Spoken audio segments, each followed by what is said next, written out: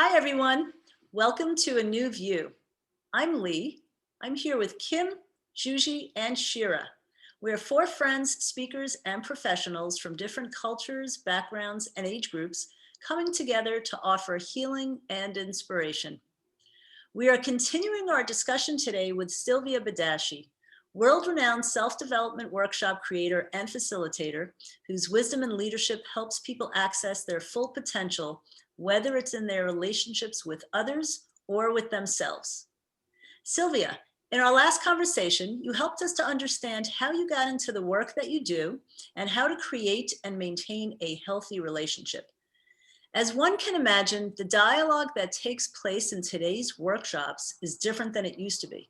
Can you share with us about what the masculine and feminine dynamic might look like these days? Such a beautiful question. I'm really glad that you brought it up because it really is an evolutionary journey. We're in such rich times right now, and it's showing up everywhere, bringing the balance of masculine and feminine back to the planet, back to the healing, the wholeness of even Mother Earth.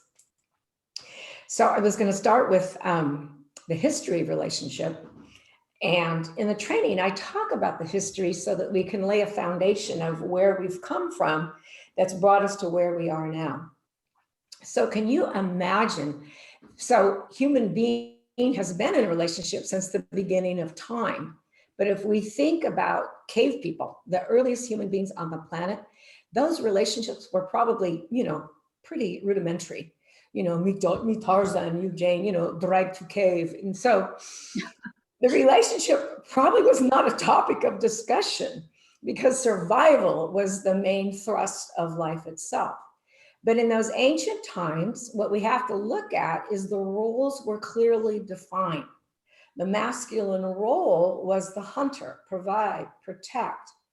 And his role in that was encouraged in little boys from the moment they could walk.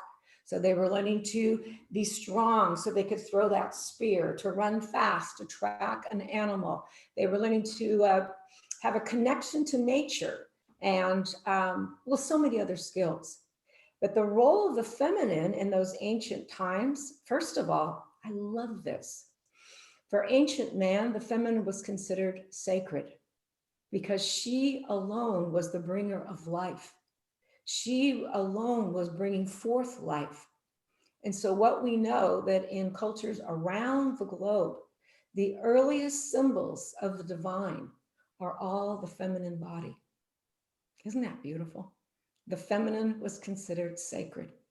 So the feminine then, her role in that community would be to bear the babies, nourish life, she also had a relationship with nature in that she knew which plants would be good for a wound, or she knew which to brew for a tea for something else.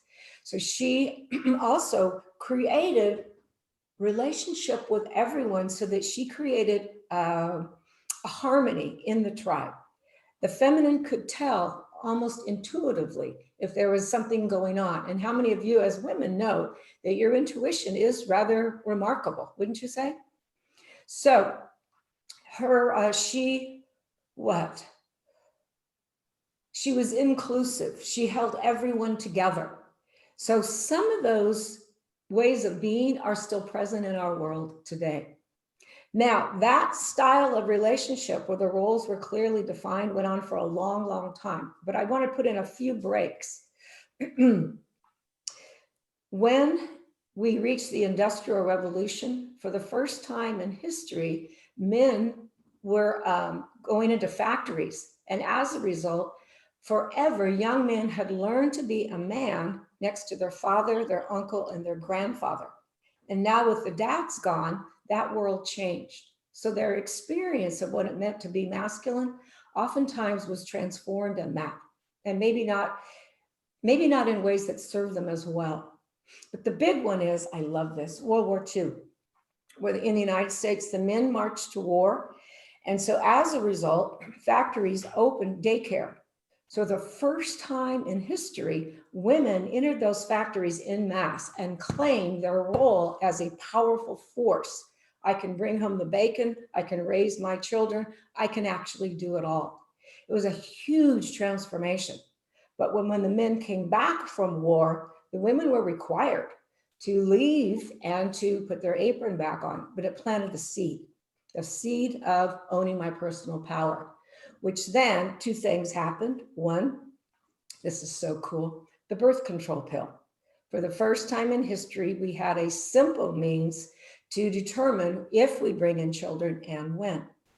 But the second one, get ready, was the 60s. And you guys, I'm so sorry you missed it. It was fabulous. Because this was not a time of evolutionary change. It was a revolution. So everything blew up. And one was the first wave feminist movement. So it was extraordinary. But there were other revolutionary things happening. The Vietnam War. For the first time in history, young men stood and said, I'm not going. And their fathers were shocked. The civil rights movement blew up, and it needed to. So that was extraordinary. What that provided, though, women marched into the universities en masse, marched out into what? Boardrooms across the United States. And you have to know, begin to break the glass ceiling.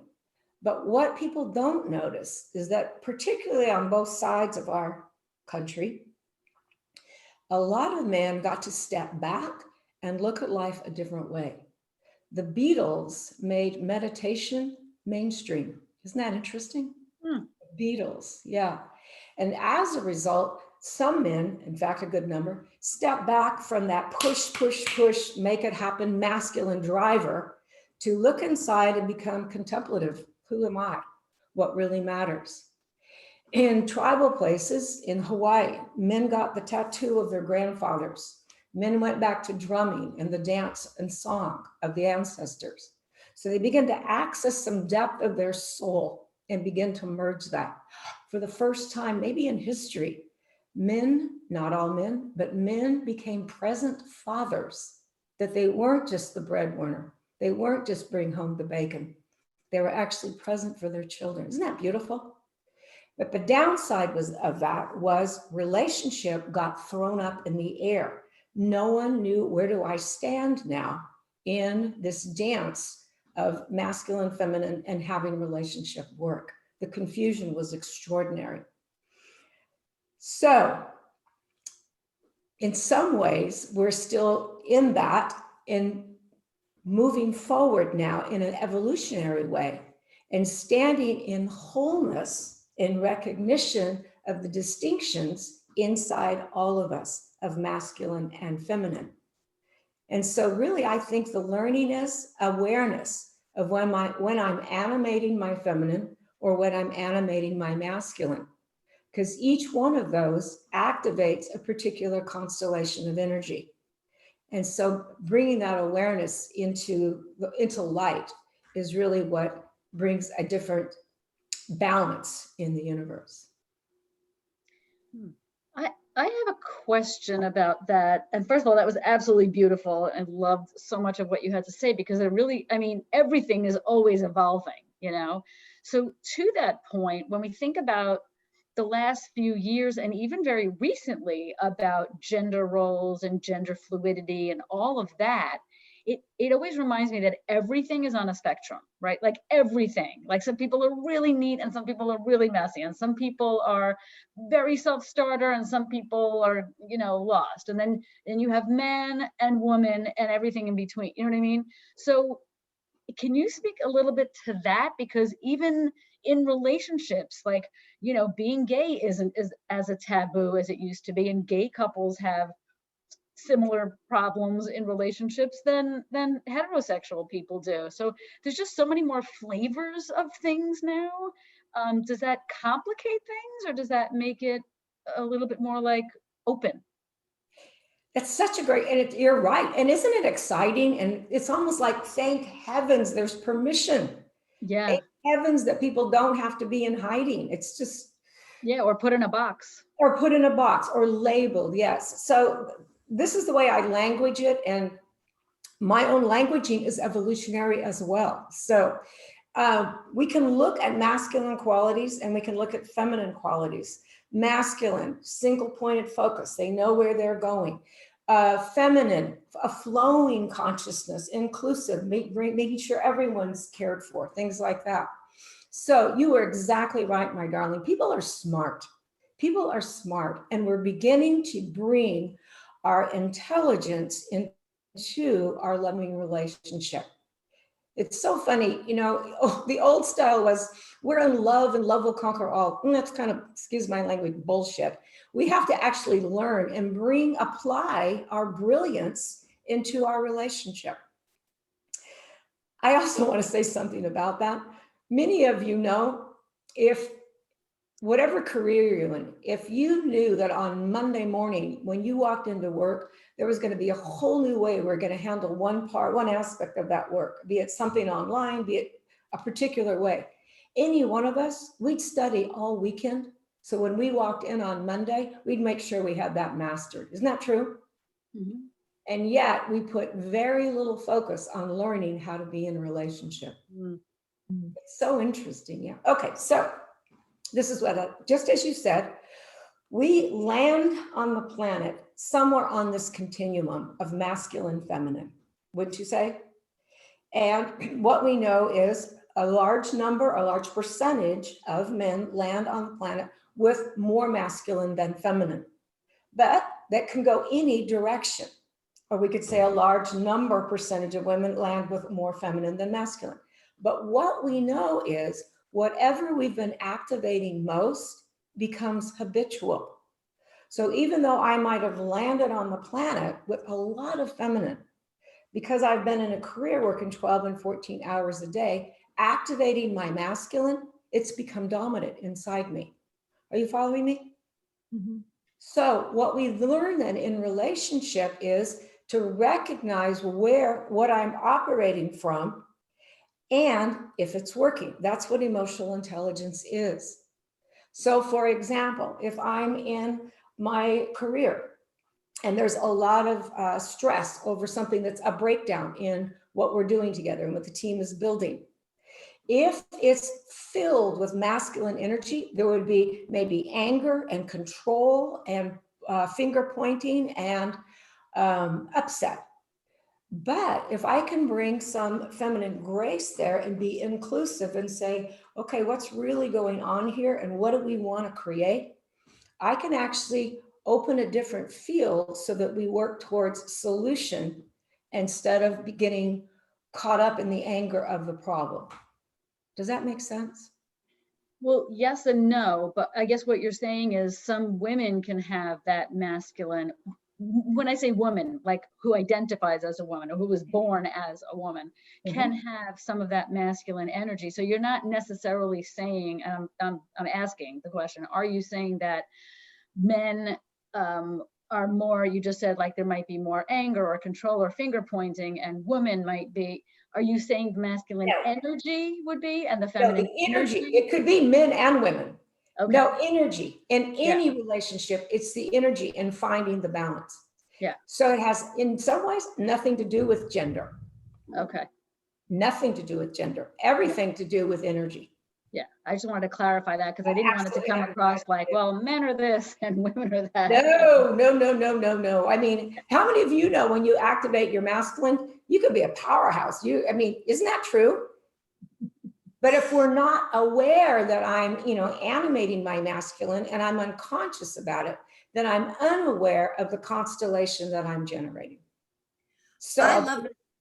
I have a friend who, I'm sorry, I didn't mean to interrupt you, Sylvia. Did you finish your sentence or no? I'll go back. Go ahead.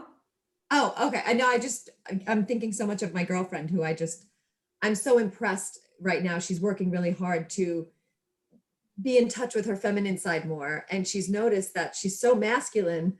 All the things you said, it's like, that's so dead on her. And that's just the way she's been. It's the way she grew up with her father. And she's really noticing that it's getting in the way of her having healthy relationships with men.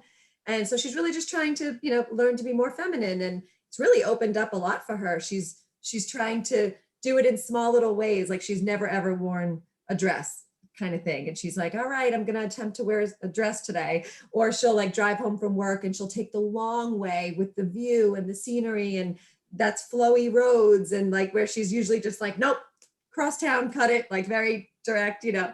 So she's doing all these little things and I'm watching her, and I just think it's fascinating. She's aware of it, and that's so key. Oh, I love that you shared that. You know, the feminine is such a beautiful, flowy, loving energy. The feminine receives.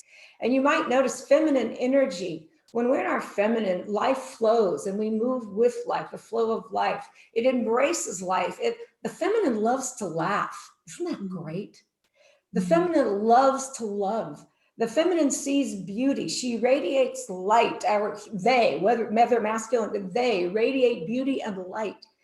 And learning to reactivate that when it hasn't been appreciated or honored, and to bring that back in and have space for that, it's such a beautiful thing. Mm. And again, whether I'm a man or a woman, activating that wonder in life is just a beautiful, beautiful gift. It really is. There's a distinction there, it sounds like. So there's a distinction with, regardless of whether you're male or female, the masculine energy is the more aggressive. I don't use aggressive. I Assert. say single pointed focus. The masculine goes for things. And when any one of you, when you have a goal and you animate your masculine energy, you're going for something. Isn't that true? Yeah. So it's that single pointed focus. I don't use aggression at all, because I think that it puts a different turn on it. Yeah. Mm-hmm, mm-hmm. I think Juji, you had a question? Yeah, I mean, I love that you took us through like the history of the gender roles throughout our evolution. And what really stuck out to me was when you pointed out that, you know, when World War II happened and men went off to war, women were suddenly like given this opportunity to like step up and be in the workplace. And it feels like nothing's really ever been the same since. And so now we're just trying to sort out like what these gender roles are in these relationships.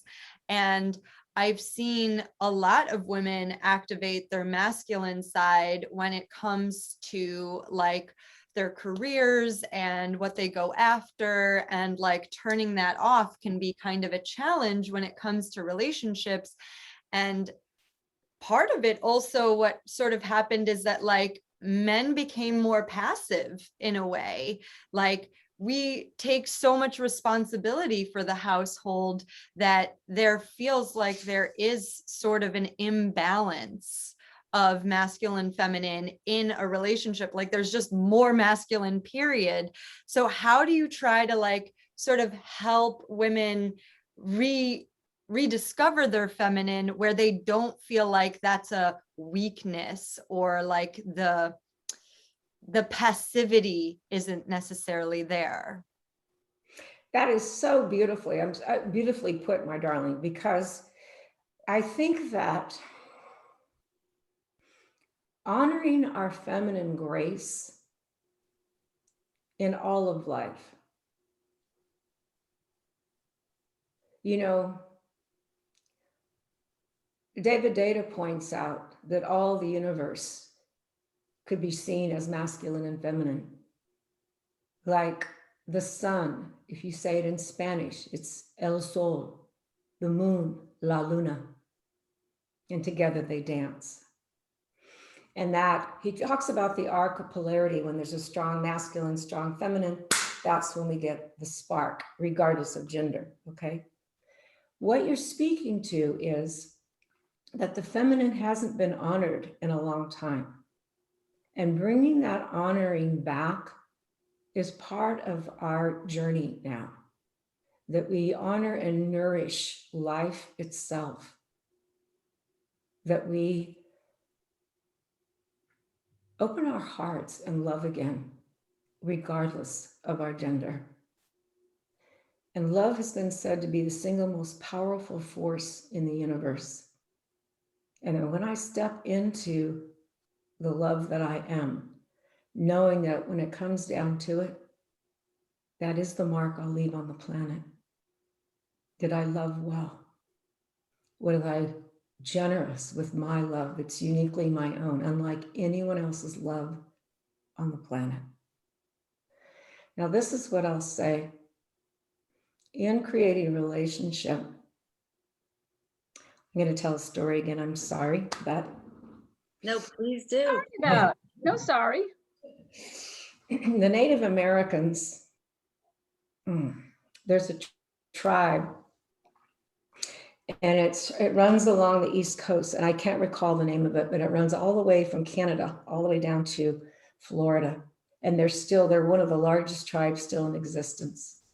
And in that tribe, my darling, the masculine has a council circle of elders, but the feminine also has a council circle of elders. The masculine, and this is men, the men determine a lot of things about the life of the tribe. But the women's circle, it's postmenopausal women, and they are the only ones that can declare war. How come? Because they know that they're going to be sending their boys to their death. And then it better be a damn good reason that could not be figured out through communication, or we would never send our sons there. Secondly, guess who chooses whoever steps into the men's council? Only the postmenopausal woman in the women's council, because they have watched them as little boys. They've watched them as they mature. They know what their hearts are about. So they choose men they know will actually do the best for the next 7 generations. Now, there's another tribe, and again, I can't recall, but they were in the plains. And again, in those days, or more so in the past, the masculine were the hunters, the feminine were the gatherers. So when the masculine would go out to, let's say, take out an elk to feed the tribe, the night before they would drum and dance and get their energy really big, but also acknowledge the animal for giving its life. Then they would go out to make the kill. Well, the energy to make a kill, to kill a large animal, is a big energy. So once they had taken the elk, they would come back to the compound, but they were not allowed to enter the compound with that energy. So the women who handled the butchering of the elk would take the elk away. But the other women met the men at the edge of the compound, and the women were on their knees with their head bowed, and they pounded the earth in a quiet, rhythmic pattern. And the hunters would stop at the edge of the compound, meet the women, drop to their knees, and pound the earth in their rhythm, which was the rhythm of the kill. And then finally, when their rhythm matched the rhythm of the women, they were invited back into the compound. It's called calming the waters. So to answer your question, one of the great gifts we give one another, our partner, our children, our family, is that when we've been out in the world doing whatever we do and animating our masculine power, making things happen, getting things done, we work hard out there when we do this. But when we walk through that front door, that's not the energy we want to bring to our little ones or to our lover or to our family. And so we learned ways, like your friend, we learned ways to calm the waters inside ourselves. For some of us, it might be a phone call so we can talk things out. Or others of us, it might be taking the long way home and appreciating beauty. For someone else, it might be that we blast the music and sing in our car. But we consciously calm the waters so that when we walk in our front door, who we are for them is the person we want to bring into that home. And that we see them. We have energy, we have space to listen, to be connected, to bring our best self to them. Isn't that beautiful? I often ask, yeah, who gets the best of you? And when we think about it, oftentimes the people that we work with, our clientele, get the best of us. They get our brilliance, our insight, our creativity, our spaciousness. And the people in our home get the crumbs. But learning to calm the waters like our forebears, we learn to give the best of ourselves when we walk in that front door. Wow. That's so beautiful, Sylvia. That is, I think that there's so much to get out of these stories that you've been giving us. And I think this is a really good place for us to wrap up as well. But that was really, really beautiful. Thank you for sharing. Thank you so much for being here today. Thank you for sharing your insight and your wisdom and your grace with us. We've loved having you. Wow. And to our audience, we hope you enjoyed our conversation as much as we did. If you like our videos, please subscribe to our channel and be sure to let us know if you have any topic questions, requests by commenting below. We'll see you soon. Thank you for watching. Stay safe, everyone. Thank you, Sylvia. Yeah, You. thank you.